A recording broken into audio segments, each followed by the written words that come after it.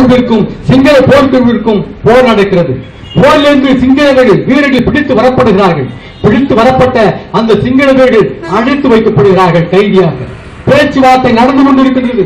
தமிழை பிடித்துக் கொண்டு போன தமிழ் புலிகளை பிடித்துக் கொண்டு போன சிங்கள படைகள் அந்த தமிழ் புலிகளை கொண்டு விடுகிறார்கள். ஆனால் தலைவர் பிரபாகரன் இந்த சிங்கள போர் வீரர்களை கொள்ளவில்லை, உணவு கொடுத்து கையாக வச்சிருந்தார். அப்படி இருக்கின்ற ஒரு நாள் ஒரு பெண் வந்தது. இவர்களை கைது செய்து கொண்டு வைத்திருந்த 3வது நாள் ஒரு சிங்கள பெண் வந்தார். அந்த பெண் வந்து தலைவரை பார்க்கணும், தலைவரை பார்க்கணும்னு பிரபாகரன் கூட்டினார். பிரபாகரனிடத்தில் வந்த போது அந்த பெண், ஐயா எனக்கு உங்களால் ஒரு உதவி ஆகணும், என்ன சொல்லுங்க அப்படின்னு கேட்டார். அதுக்கு அந்த பெண் சொன்னா, இல்லைங்க என் கணவரை பிடித்து நீங்க சிறை வச்சிருக்கீங்க, என் கணவரை நான் பார்க்கணும். ஏன்னா அந்த பெண் சொல்றான், ஏன்னா எனக்கும் அவருக்கும் திருமணமான 2வது நாள், ஒரு முகத்தை கூட நான் சரியா பார்க்கல, 2வது நாள் போருக்கு வர வேண்டும் என்று சிங்கள அரசு ஆணையிட்டது. மறுக்க முடியாம என் கணவர் வந்துட்டார்.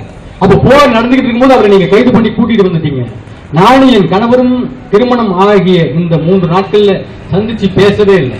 நீங்க கொஞ்சம் வாய்ப்பு கொடுத்தீங்கன்னா நானும் என் கணவரும் பேசுகிறோம் என்று அந்த பெண் சொன்ன போது புலித்தலைவர் பிரபாகரன் சொன்னார், தம்பிகளை பார்த்து இந்த பெண் தானாக வெளியிலே வரும் வரை யாரும் தொந்தரவு செய்ய வேண்டாம், அவர் கணவரோடு இருக்க விடுங்கள் என்று தலைவர் பிரபாகரன் சொன்னார். சில மணி நேரங்கள் ஆனது. அந்த பெண் உள்ளே போய் கதவு சாத்தப்பட்டு சில மணி நேரங்கள் கழித்து அந்த பெண் வந்தார்.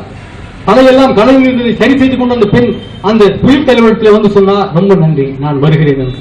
இவர்கள் போயிட்டாங்க. போய் ஒரு 3 மாதம் பேச்சுவார்த்தை நடக்கிறது.